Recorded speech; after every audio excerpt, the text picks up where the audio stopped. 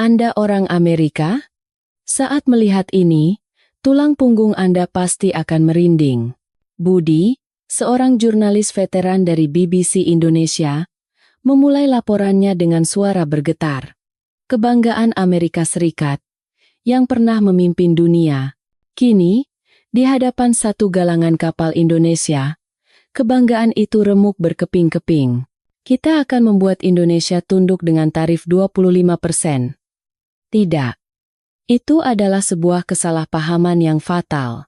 Apa yang menanti tim liputan kami di Surabaya bukanlah potret ekonomi Indonesia yang sedang lesu, melainkan masa depan itu sendiri sebuah perpaduan puncak dari kearifan manusia. Sekelompok pengrajin dengan masa kerja rata-rata 16 tahun, berkolaborasi dengan robot-robot AI yang terkontrol sempurna.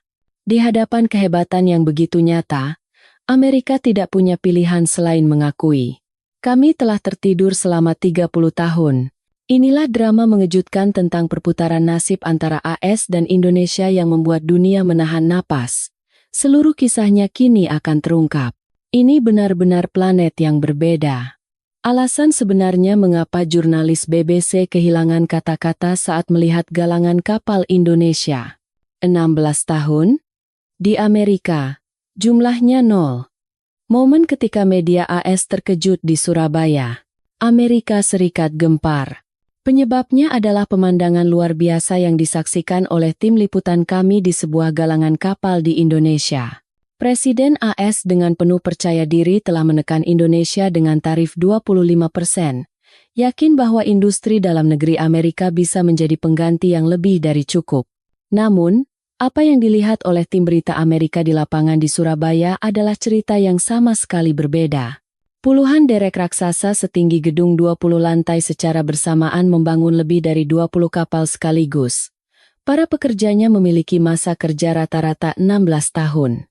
Bagaimana dengan Amerika? Mereka bahkan kesulitan merekrut karyawan baru.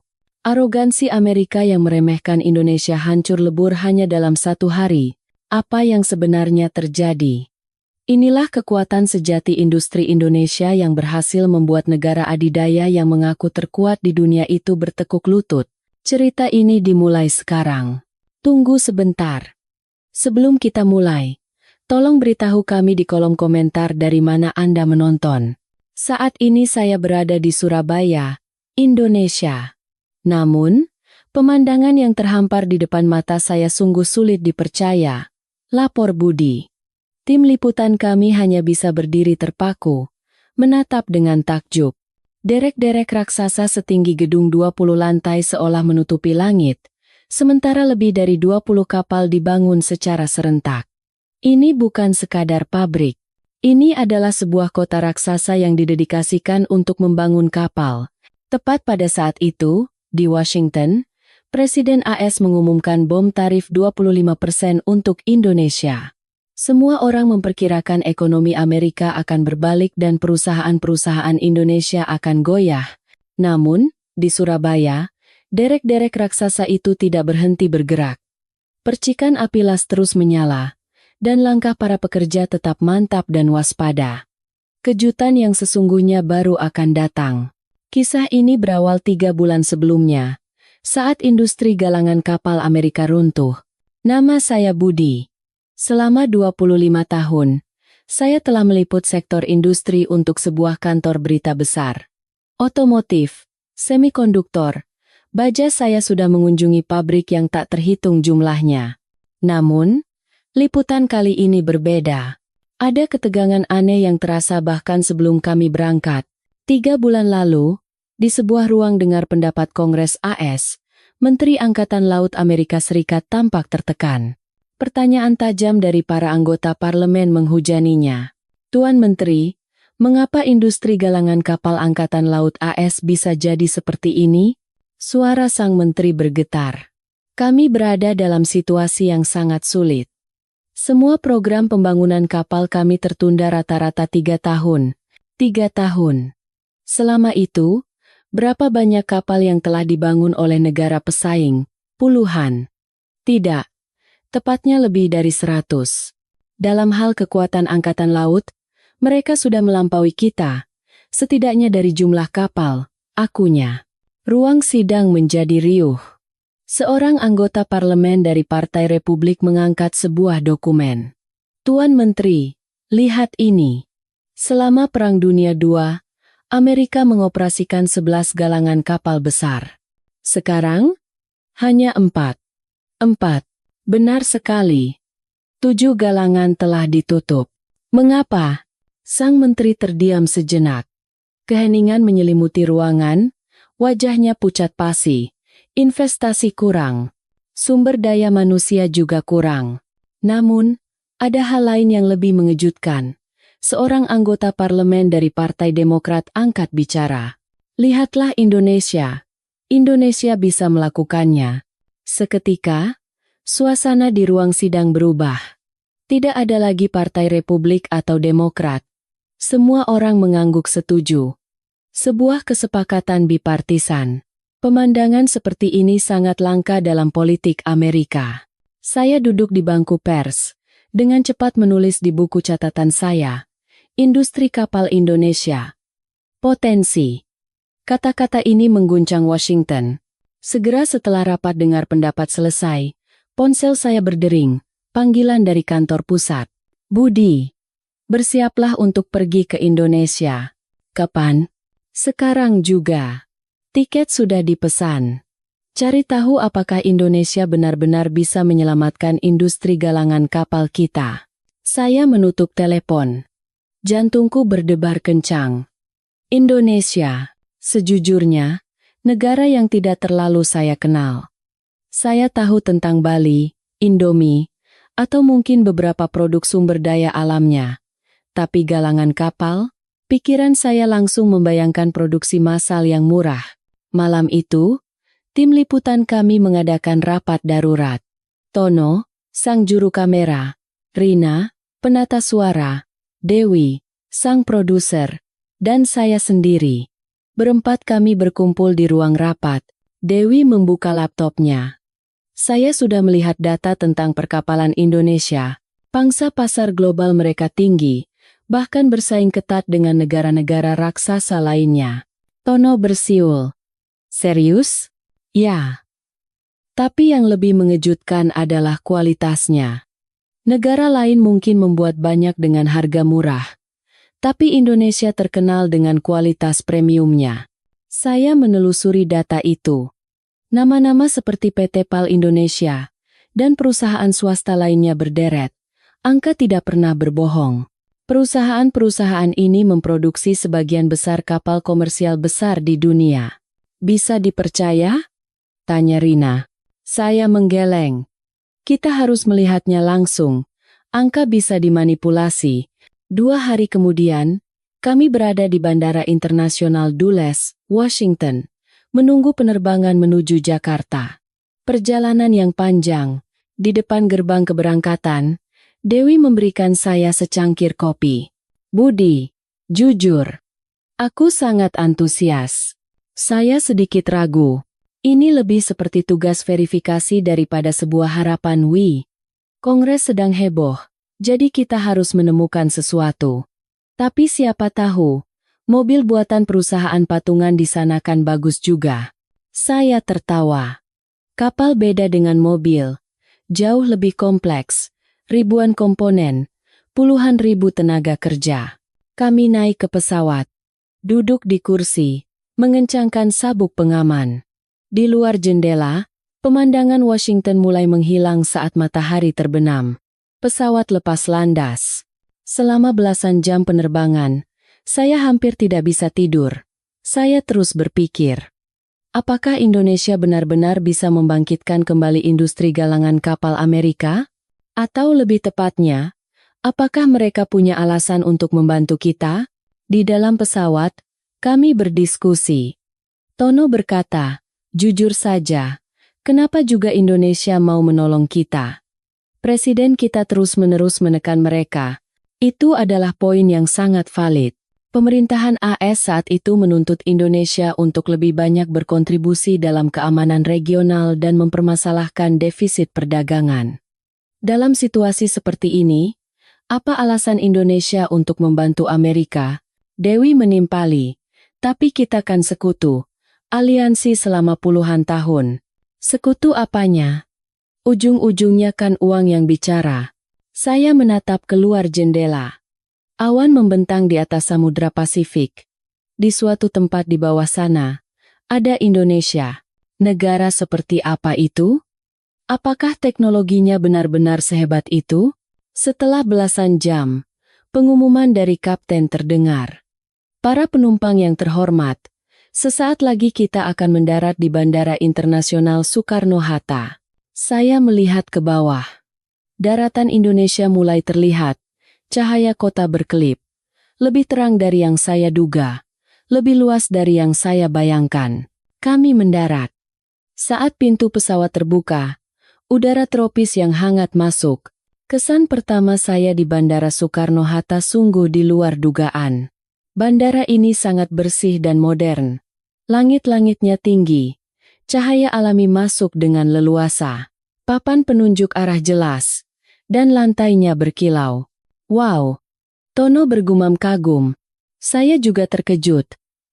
Setidaknya, infrastrukturnya jelas sangat baik. Saya berpikir, negara yang bisa mengelola bandara sebesar ini pasti memiliki industri lain yang juga terkelola dengan baik. Setidaknya, sampai batas tertentu. Setelah melewati imigrasi, sebuah bus sudah menunggu kami untuk perjalanan menuju Surabaya, pusat industri maritim. Kami naik bus dan duduk di kursi, menatap keluar jendela. Bus memasuki jalan tol. Jalannya lebar dan mulus. Jalur yang terawat baik tidak kalah dengan jalan tol di Amerika. Tak lama kemudian, pemandangan berubah. Pemandangan pabrik dan kawasan industri di sepanjang tol Trans Jawa sangat mengesankan. Infrastrukturnya gila, gumam Tono. Saya setuju. Negara dengan jalan tol seperti ini pasti bisa membangun kapal dengan cukup baik, pikir saya. Setelah beberapa jam perjalanan darat dari bandara terdekat, pemandangan kembali berubah. Laut mulai terlihat. Laut Jawa yang biru terhampar luas. Dan kemudian, kami melihat derek. Awalnya saya pikir hanya 1 atau 2. Tapi kemudian muncul lebih banyak lagi. 10, 20. Tidak. Terlalu banyak untuk dihitung. Itu semua apa? Tanya Rina. Saya juga tidak tahu. Pemandangannya sungguh luar biasa. Seperti hutan mesin raksasa. Bus semakin mendekati galangan kapal di Surabaya. Jumlah derek semakin banyak, dan ukurannya semakin besar. Blok-blok baja seukuran gedung ditumpuk rapi. Itu adalah bagian-bagian dari sebuah kapal. Wah, benar-benar raksasa. Kata Tono sambil mengeluarkan kameranya. Dia mulai memotret dari jendela, tetapi skala sebesar itu tidak mungkin tertangkap sepenuhnya dari balik kaca. Akhirnya, bus berhenti di depan gerbang utama sebuah BUMN galangan kapal besar. Kami turun dari bus. Seketika, kami semua terdiam, kehilangan kata-kata. Pemandangan di balik gerbang utama jauh melampaui imajinasi kami. Ini bukan pabrik. Ini adalah sebuah kota raksasa untuk membuat kapal. Puluhan derek setinggi gedung 20 lantai berjejer rapi. Di bawah setiap derek, ada sebuah kapal. Beberapa hampir selesai, yang lain baru saja dimulai. Lebih dari 20 kapal sedang dibangun secara bersamaan. Percikan api las beterbangan dari segala arah. Cahaya biru menyala-nyala, melelehkan pelat-pelat baja. Suara dentuman rendah menggetarkan tanah. Suara mesin, suara manusia, dan suara baja yang beradu menjadi satu simfoni industri. Angin berhembus membawa aroma garam laut. Tapi ada bau lain yang tercampur di dalamnya. Bau las, bau besi, dan bau dari sebuah organisme raksasa yang hidup dan bergerak. Tono mengangkat kameranya, lalu berhenti. Dia hanya menurunkan kameranya dan menatap. Ini nyata? Saya sendiri tidak bisa mempercayainya. Ketika saya hanya melihatnya dalam bentuk angka, saya tidak mengerti. Puluhan kapal per tahun itu hanyalah angka. Tapi melihatnya langsung, benar-benar berbeda. Ini adalah level yang lain. Dewi mencengkeram lengan saya. Budi, kita benar-benar salah. Saya mengangguk. Ya, kami telah salah. Kami telah meremehkan Indonesia. Atau lebih tepatnya, kami telah terlalu melebih-lebihkan diri kami sendiri. Seorang pemandu dari Indonesia keluar dari gerbang utama. Seorang pria berusia sekitar 40-an. Tim liputan dari Amerika, selamat datang. Saya Heru Santoso, dari bagian humas. Kami berjabat tangan. Tangannya terasa keras dan kokoh. Perjalanan yang jauh, Bapak dan Ibu. Mari, saya akan memandu Anda berkeliling galangan kapal. Kami mengikutinya melewati gerbang utama. Gerbang besi raksasa itu terbuka, dan di dalamnya adalah dunia yang lain. Kisah yang sesungguhnya dimulai dari sini. Pak Heru berjalan di depan. Kami mengikutinya masuk ke dalam area galangan kapal. Tempat pertama yang kami kunjungi adalah sebuah menara observasi. Dari sini, Anda bisa melihat keseluruhan area dengan jelas. Kami menaiki menara itu, dan napas kami seakan berhenti. Seluruh galangan kapal terhampar di bawah kami. Luasnya setara dengan ratusan lapangan sepak bola. Tidak, bahkan lebih besar dari itu. Ujungnya tidak terlihat. Galangan kapal ini membentang hingga ke cakrawala. 20 kapal sedang dibangun serentak. Masing-masing kapal setinggi gedung 10 lantai. Di setiap kapal, orang-orang bergerak seperti semut. Derek-derek raksasa bergerak tanpa henti, mengangkat pelat baja seberat ratusan ton seolah-olah itu hanya selembar kertas. Sesaat kemudian, kilatan api biru menyambar. Proses pengelasan dimulai. Luar biasa, gumam Tono. Dia memegang kameranya, tapi tangannya gemetar. Saya pun merasakan hal yang sama. Bagaimana saya bisa menjelaskan pemandangan ini dengan kata-kata? Pak Heru mulai menjelaskan. Galangan kapal ini memproduksi sekitar 30 hingga 40 kapal besar per tahun. Ini salah satu yang terbesar di dunia. 30 hingga 40 kapal? Tahukah Anda betapa luar biasanya angka itu? Seluruh Amerika Serikat hanya mampu membuat kurang dari 5 kapal komersial besar dalam setahun. Satu pabrik di Indonesia ini memproduksi hampir 10 kali lipat dari seluruh kapasitas Amerika. 10 kali lipat? Tanya Dewi, dengan ekspresi tidak percaya. Ya, bahkan lebih dari itu. Amerika saat ini hampir tidak memiliki kapasitas untuk membangun kapal komersial besar. Seketika, pikiran saya menjadi kacau. Saya teringat wajah Menteri Angkatan Laut yang tertekan di ruang dengar pendapat Washington. Sekarang saya baru benar-benar menyadari betapa seriusnya situasi sulit yang dia sebutkan. Kapal yang di sana itu kapal apa? Tono menunjuk kapal terbesar. Itu kapal tanker LNG, untuk mengangkut gas alam cair. Harga satu kapal itu sekitar 200 juta dolar.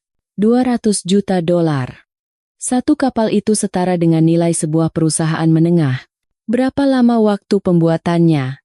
Sekitar 18 hingga 24 bulan. 2 tahun. Selama 2 tahun, ribuan orang terlibat untuk membuat satu kapal. Tapi di sini, mereka membuat puluhan kapal secara bersamaan. Pak Heru menunjuk ke arah lain. Yang itu kapal kontainer, salah satu yang terbesar di dunia. Bisa memuat ribuan kontainer. Ukurannya sangat masif. Kapal itu akan berlayar kemana? Ke Eropa. Dipesan oleh perusahaan pelayaran dari Denmark, Eropa, seluruh dunia. Kapal-kapal yang dibuat di sini menjelajahi semua lautan di dunia. Arteri utama perdagangan dunia sedang dibuat tepat di sini. Sekarang, mari kita turun ke lapangan, kata Pak Heru. Kami turun dari menara observasi dan masuk ke area produksi. Tempat pertama yang kami kunjungi adalah area pengelasan. Pelat-pelat baja raksasa ditumpuk. Ketebalan setiap pelatnya setelapak tangan. Beratnya puluhan ton. Para pekerja bekerja di atas pelat-pelat itu. Percikan api las biru terus menyala tanpa henti. Di balik percikan api, siluet para pekerja terlihat. Mereka seperti pematung yang sedang menciptakan karya raksasa. Kami mendekati seorang pekerja, seorang pria berusia 50-an. Dia sedang melepas topeng lasnya. Selamat siang, Pak. Kami dari media Amerika. Boleh kami wawancara sebentar? Dia tampak terkejut. Dari Amerika? Jauh sekali. Iya, Pak. Kami datang untuk melihat seperti apa galangan kapal di sini. Dia tersenyum lebar. Di sini? Ini tempat terbaik, galangan kapal terbaik di dunia.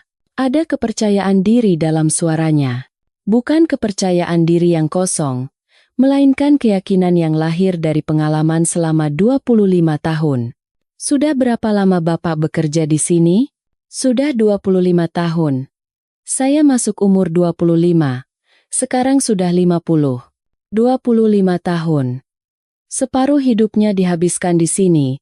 Dia hidup dengan membuat kapal. Berarti Bapak adalah ahlinya di bidang ini. Ya, bisa dibilang begitu. Kalau soal mengelas, saya bisa melakukannya sambil tutup mata. Terdengar seperti lelucon, tapi tatapan matanya serius. Sepertinya dia benar-benar bisa melakukannya. Pak Heru menyela. Masa kerja rata-rata pekerja di galangan kapal kami adalah 16 tahun. Seketika, saya tidak percaya dengan pendengaran saya. Rata-rata? Rata-ratanya 16 tahun.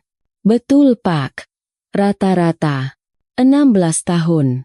Tahukah Anda betapa luar biasanya angka itu?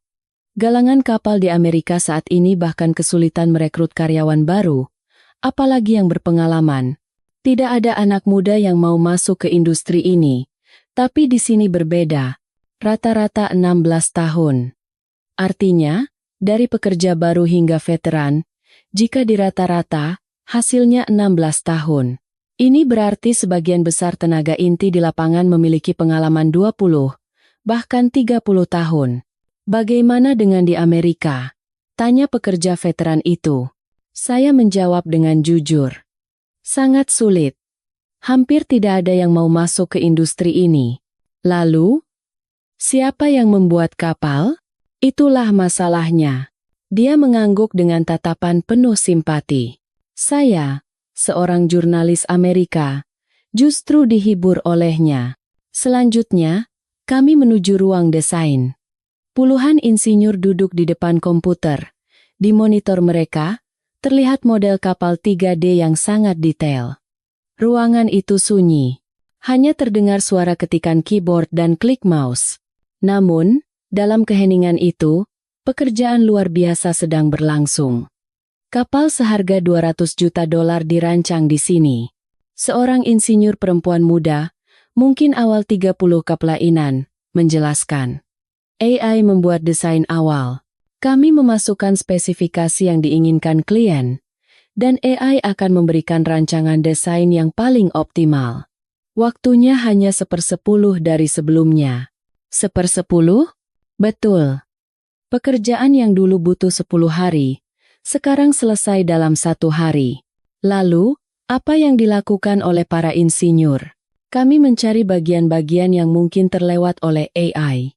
Kami melakukan peninjauan akhir untuk keamanan, efisiensi, dan keekonomisan.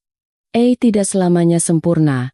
Dia memperbesar gambar di layarnya, menunjukkan ruang mesin kapal. Ratusan pipa saling terkait dengan rumit. Lihat di sini. AI merancangnya seperti ini. Tapi dalam praktiknya, ini tidak mungkin bisa dirawat. Tidak ada ruang bagi manusia untuk masuk. Hal-hal seperti inilah yang kami temukan. Itu adalah kolaborasi antara manusia dan AI. AI membuat draft kasar dengan cepat, dan manusia menyempurnakannya dengan presisi, kombinasi yang sempurna. Dewi berbisik. Apakah galangan kapal di Amerika punya sistem seperti ini? Saya menggeleng. Tidak ada. Di Amerika, banyak yang masih menggunakan gambar cetak biru manual. Kami meninggalkan ruang desain dan menuju lini produksi otomatis. Di sebuah ruangan raksasa, robot-robot berjejer. Lebih dari 200 robot bekerja secara serentak. Lengan-lengan robot mencengkeram plat baja, menempatkannya dengan tepat, lalu mulai mengelas. Percikan api menyambar. Akurat, tanpa kesalahan sedikit pun. Tingkat akurasinya 99,8%. kata Pak Heru. Sisa 0,2%-nya akan diperiksa secara manual oleh manusia. Robot juga bisa membuat kesalahan. Di sini pun sama. Robot melakukan sebagian besar pekerjaan, tetapi keputusan akhir tetap di tangan manusia. Perpaduan sempurna antara teknologi dan manusia. Saya hanya bisa terkesima. Ini bukan hanya soal skala yang besar. Sistemnya sempurna. Sumber daya manusia, teknologi, dan otomatisasi berpadu harmonis. Apakah di Amerika tidak ada sistem seperti ini? Tanya Pak Heru hati-hati. Saya tersenyum pahit. Dulu ada. Sekarang tidak lagi. Kenapa bisa hilang? Kami berhenti berinvestasi. Kami membiarkannya selama 30 tahun. Pak Heru tidak berkata apa-apa. Mungkin tidak ada kata-kata yang bisa menghibur.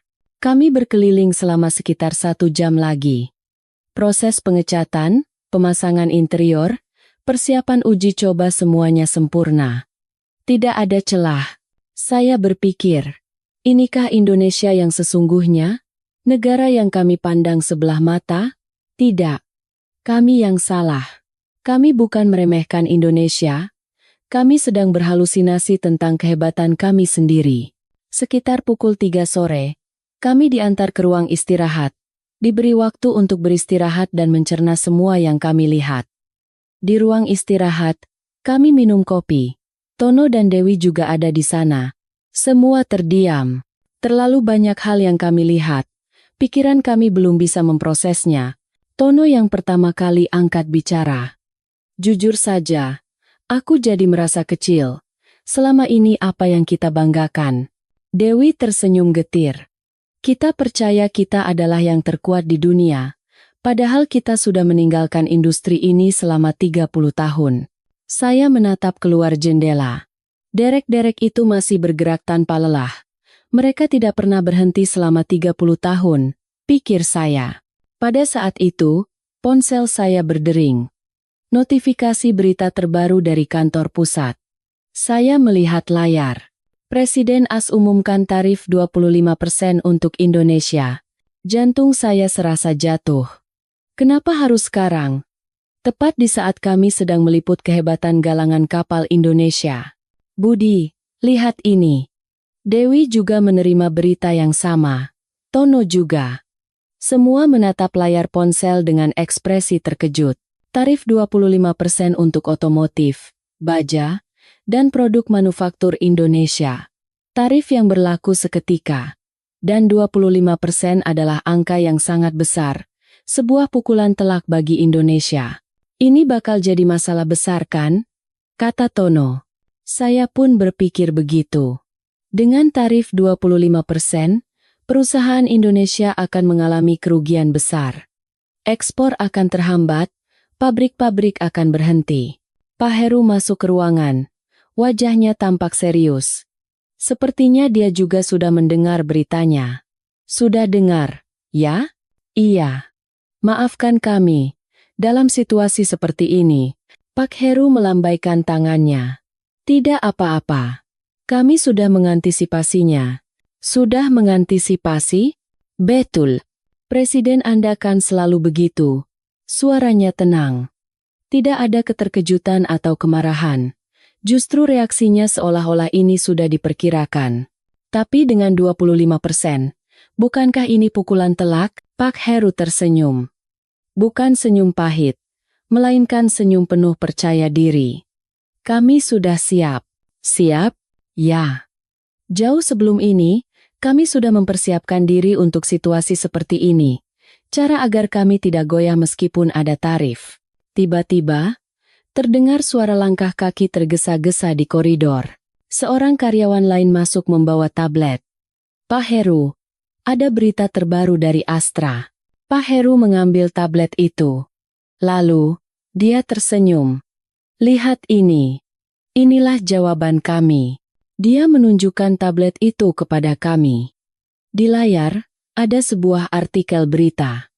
Pabrik komponen Astra di Amerika Serikat catat rekor produksi tertinggi. Artikel itu dirilis tepat setelah pengumuman tarif.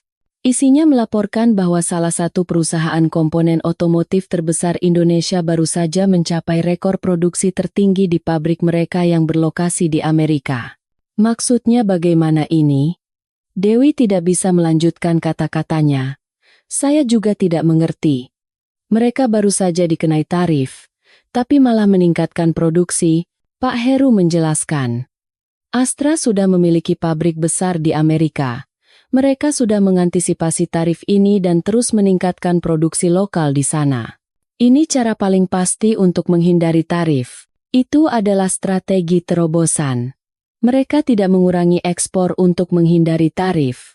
Sebaliknya, mereka masuk lebih dalam ke jantung Amerika. Perusahaan lain juga begitu. Mereka melakukan investasi besar di pabrik-pabrik lokal di berbagai negara. Perusahaan Indonesia tidak lari. Mereka juga tidak melawan. Mereka hanya menancapkan akar lebih dalam. Di tanah Amerika. Luar biasa, kata Tono kagum. Saya juga terkejut. Jadi ini strategi mereka yang sesungguhnya. Tapi bagaimana dengan Eropa? Tanya Dewi. Eropa kan baru-baru ini juga mengenakan tarif pada produk Indonesia. Wajah Pak Heru menunjukkan ekspresi geli. Eropa? Kasus Eropa ini lucu. Lucu? Ya.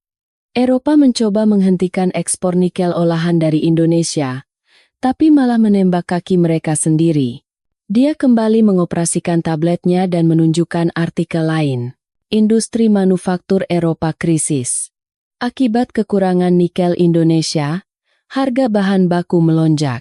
Eropa mengenakan tarif pada nikel Indonesia untuk melindungi industri mereka. Tapi hasilnya justru sebaliknya. Produsen mobil listrik dan baterai di Eropa tidak bisa lagi menggunakan nikel berkualitas dari Indonesia, sehingga biaya produksi mereka meroket. Nikel dari sumber lain harganya jauh lebih mahal dan kualitasnya tidak sebagus dari Indonesia. Perusahaan-perusahaan otomotif Eropa panik. Harga bahan baku baterai naik 2 kali lipat. Pak Heru melanjutkan. Lalu apa yang Indonesia lakukan? Kami mengalihkan ekspor kami ke pasar lain di Asia, Timur Tengah, dan negara Asia lainnya sangat membutuhkan produk kami. Kehilangan pasar Eropa memang disayangkan, tapi kami bisa menutupinya di tempat lain. Indonesia sangat fleksibel. Jika satu pasar tertutup, mereka beralih ke pasar lain. Mereka sudah siap. Yang lebih ironis adalah industri pertahanan, kata Pak Heru sambil menunjukkan artikel lain. Biaya produksi amunisi di Jerman melonjak. Ketika Eropa menaikkan tarif impor bahan baku strategis, biaya produksi peralatan militer mereka ikut naik. Tank, amunisi, kapal perang semuanya butuh bahan baku berkualitas. Jerman sekarang butuh waktu lebih lama dan biaya lebih mahal untuk membuat satu butir amunisi. Bagaimana dengan Indonesia? Jauh lebih cepat dan biayanya lebih murah. Negara-negara seperti Polandia dan negara Eropa Timur lainnya mulai melirik mesin industri dan alutsista dari Indonesia. Lebih murah dan lebih cepat dari buatan Jerman. Eropa mencoba menghentikan Indonesia, tapi justru perusahaan-perusahaan Eropa yang menjadi korban. Akhirnya, Eropa sadar bahwa lebih murah membeli produk jadi dari Indonesia. Itu adalah sebuah bumerang. Mereka melemparkan senjata bernama tarif, tapi senjata itu kembali dan mengenai diri mereka sendiri. Eropa yang seminggu lalu mencoba menjegal Indonesia, kini justru antre untuk membeli dari Indonesia. Saya menyeruput kopi saya. Sudah dingin, tapi rasa pahitnya menyebar di mulut. Ironis sekali, kata Dewi. Kita dan Eropa menekan Indonesia, tapi pada akhirnya kita yang membutuhkan Indonesia. Kata-katanya sangat tepat. Amerika meminta bantuan Indonesia untuk membangun kembali industri galangan kapalnya. Eropa membeli peralatan dari Indonesia. Siapa yang membutuhkan siapa? Jawabannya jelas. Kami. Kami yang membutuhkan Indonesia. Sudah sore, kata Pak Heru. Mari saya antar Anda ke penginapan. Kita bertemu lagi besok. Kami meninggalkan galangan kapal. Di dalam bus menuju hotel, matahari terbenam. Senja di Selat Madura mewarnai laut menjadi kemerahan. Derek-derek itu masih bergerak, katanya. Pekerjaan berlanjut hingga malam. Sambil menatap keluar jendela, saya berpikir, sejak kapan kita tertinggal sejauh ini? Atau lebih tepatnya, sejak kapan Indonesia maju sejauh ini? Jawabannya sederhana. Selama kita berhenti, Indonesia terus berlari. Selama 30 tahun, di lobi keberangkatan Bandara Internasional Juanda, saya bersiap kembali ke Amerika. Setelah 2 minggu liputan di Indonesia, pikiran saya telah berubah total tentang Indonesia dan juga tentang Amerika. Saya duduk di depan gerbang keberangkatan. Di luar jendela, pesawat-pesawat lepas landas dan mendarat. Saya teringat derek-derek di Surabaya. Skala yang luar biasa. Para pekerja dengan pengalaman 16 tahun. Sistem yang bekerja sempurna. Saya melihat sekeliling bandara. Orang-orang sibuk berlalu lalang. Orang Indonesia, orang asing, semua berbaur secara alami. Negara ini tidak diam, terus bergerak, berevolusi, dan maju. Petugas di toko bebas bea dengan ramah melayani dalam bahasa Inggris. Mereka fasih berbahasa Indonesia, Inggris, dan beberapa bahasa lainnya. Ini juga bagian dari persiapan. Persiapan untuk menghadapi dunia. Dewi duduk di samping saya. Budi, jujur, awalnya aku tidak berharap banyak. Saya tertawa. Aku juga. Aku pikir ini hanya akan seperti versi lain dari pabrik-pabrik di Tiongkok. Tapi kita salah besar. Benar. Kami salah. Kami meremehkan Indonesia. Apa alasan Amerika tertinggal dalam industri galangan kapal? Salah Tiongkok? Salah Indonesia? Bukan. Itu karena kami sendiri yang menyerah. Kami tidak berinvestasi. Tidak membina sumber daya manusia. Selama itu, Indonesia diam-diam bersiap. 16 tahun, 20 tahun, 30 tahun berinvestasi dalam satu bidang hingga menjadi yang terbaik di dunia. Pengumuman keberangkatan terdengar. Saya bangkit dari kursi, kami naik ke pesawat. Dalam beberapa belas jam, kami akan tiba di Washington. Duduk di kursi, saya mengencangkan sabuk pengaman. Pesawat perlahan bergerak. Saat menuju landasan pacu, lampu-lampu bandara menjauh di kejauhan. Lepas landas. Pesawat naik ke angkasa, dan daratan Indonesia perlahan mengecil. Tapi di kepala saya, bayangan galangan kapal raksasa di Surabaya masih sangat jelas. Apa yang harus dilakukan Amerika? Bisakah kita menjadi seperti Indonesia? Bisa. Tapi tidak akan mudah. Untuk mendapatkan kembali apa yang hilang selama 30 tahun, mungkin butuh 30 tahun lagi. Yang penting adalah memulai. Sekarang juga, seperti yang telah dilakukan Indonesia, pesawat mencapai ketinggian jelajah, naik di atas awan. Di bawah, tidak ada yang terlihat, hanya lautan awan putih yang terhampar. Saya mengeluarkan laptop. Saya harus menyelesaikan artikel saya. Saya harus memberitahu rakyat Amerika kebenarannya. Bahwa kita tidak tertinggal, kita hanya diam. Bahwa Indonesia tidak sekadar maju, mereka terus berlari, dan bahwa belum terlambat. Saya mulai mengetik. Di galangan kapal Indonesia, saya melihat planet yang berbeda. Tidak. Lebih tepatnya, saya melihat masa depan. Masa depan yang seharusnya bisa kita miliki, tapi telah kita sia-siakan. Kalimat-kalimat mengalir deras. Saya menulis apa adanya, tanpa rekayasa. Belasan jam kemudian, kami tiba di Washington. Saya menginjakkan kaki di tanah Amerika. Udara yang familiar, suara yang familiar, pemandangan yang familiar. Tapi sekarang, semuanya terlihat berbeda. Meskipun pemandangannya sama persis, di mata saya, semuanya tampak lain. Saya berpikir, kita harus berubah. Amerika harus berubah. Dan Indonesia telah membuktikan bahwa perubahan itu mungkin. Saya keluar dari bandara, naik taksi. Dalam perjalanan pulang, pemandangan Washington berlalu di luar jendela. Saya bertekad. Saya akan menyampaikan cerita ini dengan akurat kepada rakyat Amerika, kepada Kongres, kepada pemerintah. Saya akan mengatakan yang sebenarnya. Kita bisa, seperti yang dilakukan Indonesia. Kita hanya perlu memulainya, sekarang juga. Seminggu setelah liputan selesai, saya berada di Washington. Ruang konferensi pers Gedung Putih riuh. Menteri Perdagangan naik ke podium. Kami terus melakukan dialog yang konstruktif dengan Indonesia. Saya tidak percaya dengan pendengaran saya. Dialog konstruktif? Amerika yang seminggu lalu menghantam mereka dengan tarif 25%. Yang lebih mengejutkan adalah ekspresi sang menteri. Wajahnya tenang, tidak arogan. Justru hati-hati. Indonesia adalah mitra penting kami.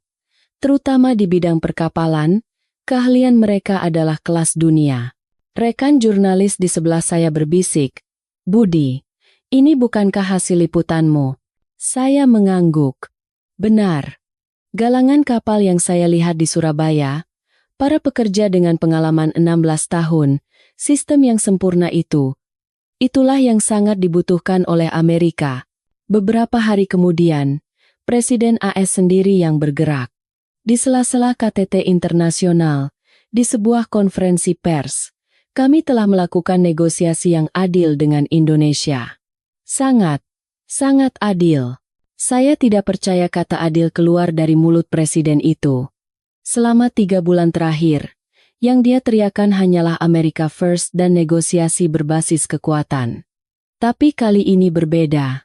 Nada suaranya pun berbeda. Segera setelah konferensi pers selesai, telepon dari kantor pusat berdering. "Budi, lakukan liputan lanjutan. Cari tahu bagaimana perkembangan negosiasi AS Indonesia." Saya mulai berkeliling Kongres, bertemu dengan senator dan anggota dewan. Yang mengejutkan, baik dari partai pemerintah maupun oposisi, semua bersikap positif terhadap Indonesia. Seorang senator dari Texas berkata, "Kami membutuhkan teknologi perkapalan Indonesia. Tanpa mereka, kami tidak bisa membangun kembali kekuatan angkatan laut kami." Dia menunjukkan sebuah dokumen. Foto galangan kapal di Surabaya, derek-derek yang saya foto sendiri. Lihat ini, inilah industri yang sesungguhnya. Sesuatu yang telah kita hilangkan. Seorang anggota dewan dari California juga mengatakan hal yang sama. Indonesia adalah mitra yang bisa diandalkan. Aliansi 70 tahun tidak sia-sia. Ekspresi para politisi itu serius. Ini bukan pertunjukan politik. Mereka benar-benar khawatir akan masa depan Amerika. Suasana di Washington telah berubah total. Suara-suara yang menekan Indonesia telah hilang. Sebaliknya, suara yang menyerukan kerjasama dengan Indonesia semakin kencang. Sebuah bank investasi besar merilis laporan. Kemungkinan besar akan ada kesepakatan baru antara AS dan Indonesia. Tarif otomotif diprediksi akan diturunkan. Sebagai gantinya, Indonesia akan melakukan investasi besar di Amerika. Jumlahnya fantastis. Tapi intinya bukan uang. Intinya adalah industri. Sebuah dokumen internal Pentagon bocor. Isinya adalah permintaan resmi untuk merevitalisasi industri galangan kapal AS dengan bantuan Indonesia. Nama-nama seperti PT PAL Indonesia secara spesifik disebut akan berpartisipasi dalam proyek galangan kapal Amerika. Benar-benar ironis, kata Dewi. Kami sedang duduk di sebuah kafe dekat Gedung Putih. Kita yang menekan Indonesia dengan tarif, tapi sekarang kita yang memohon bantuan dari mereka. Saya menyesap kopi. Rasa pahit menyebar di mulut. Itu bukan tekanan. Itu bunuh diri. Kita menembak kaki kita sendiri. Benar. Amerika mengenakan tarif pada Indonesia. Tapi yang paling dirugikan adalah perusahaan-perusahaan Amerika. Lini produksi berhenti karena kekurangan komponen. Perusahaan-perusahaan Amerika berteriak, "Kami butuh komponen buatan Indonesia." Tapi dinding tarif menghalangi. Dinding yang dibangun oleh Amerika sendiri. Eropa pun demikian. Uni Eropa yang mengenakan tarif pada nikel Indonesia, kini memesan peralatan pertahanan dan mesin-mesin dari Indonesia. Polandia dan Jerman menunjukkan minat besar. Seorang ahli dari Jerman berkata di media, "Kami mencoba menghentikan impor baja dari Indonesia, tapi yang terjadi hanyalah biaya produksi perusahaan kami sendiri yang naik. Pada akhirnya, lebih murah membeli produk jadi dari Indonesia." Itu adalah bumerang. Senjata tarif yang mereka lempar kembali mengenai diri mereka sendiri. Di kamar hotel, sambil merapikan data, saya berpikir, apa yang membuat semua ini berbeda? Mengapa Indonesia tidak goyah? Jawabannya sederhana. Karena mereka siap. Astra, jauh sebelum tarif diumumkan, sudah mendorong ekspansi pabriknya di Amerika. Produksi mereka pada bulan September mencatatkan rekor tertinggi tahun itu. Saat produsen mobil Amerika berhenti karena kekurangan suku cadang, Astra justru memproduksi lebih banyak. Perusahaan-perusahaan Indonesia lainnya juga demikian. Mereka terus berinvestasi di pabrik-pabrik lokal. Mereka tidak mengubah rencana mereka meskipun ada tekanan. Itu adalah terobosan. Perusahaan Indonesia tidak lari. Sebaliknya, mereka masuk lebih dalam. Tepat ke jantung pasar Amerika. Sekarang, siapa yang membutuhkan siapa? Jawabannya jelas, keduanya. Tapi keseimbangan kekuatan telah berubah. Hubungan ini bukan lagi hubungan di mana Amerika secara sepihak menuntut. Mulai sekarang, ini adalah kemitraan sejati di mana kedua belah pihak saling membutuhkan. Beberapa hari kemudian, berita muncul bahwa AS dan Indonesia sedang mempersiapkan pernyataan bersama. Bukan hanya masalah tarif, tetapi kesepakatan komprehensif yang mencakup energi, pertahanan, dan industri galangan kapal. Saya mulai menyusun draft artikel saya. Duduk di depan laptop, saya mengetik. Apa yang diinginkan Amerika? Angkatan laut yang kuat, rantai pasokan yang stabil, teknologi canggih. Indonesia memiliki semuanya. Saya berhenti mengetik. Apakah kalimat ini benar? Saya membacanya kembali. Benar. Sebuah kalimat yang tidak terbayangkan 3 bulan lalu. Malam mulai turun di Washington. Saya menatap keluar jendela. Gedung putih terlihat di kejauhan, bersinar putih di bawah sorotan lampu. Di sana, negosiasi dengan Indonesia sedang diselesaikan. Negosiasi untuk menurunkan tarif, menerima investasi, dan membangun kembali industri. Siapa yang menang? Amerika? Indonesia? Bukan keduanya. Keduanya mendapatkan apa yang mereka butuhkan. Jika ada pemenang sejati, itu adalah kenyataan. Kenyataan telah mengalahkan kesombongan. Sampai di sini, kisah mengejutkan yang dialami oleh jurnalis Budi di Surabaya. Kita terkadang hidup dengan melupakan nilai diri kita sendiri, tetapi dunia tahu. Semangat pengrajin yang mendedikasikan 16 tahun dalam satu bidang. Kesiapan yang membuat kita tidak goyah di tengah krisis. Dan waktu 30 tahun yang dihabiskan dalam diam untuk terus berlari menuju yang terbaik. Disinilah letak alasan mengapa Anda harus bangga menjadi orang Indonesia. Bagikan cerita ini seluas-luasnya ke sekitar Anda. Dukungan kecil Anda akan menjadi kekuatan besar. Terima kasih telah menonton sampai akhir.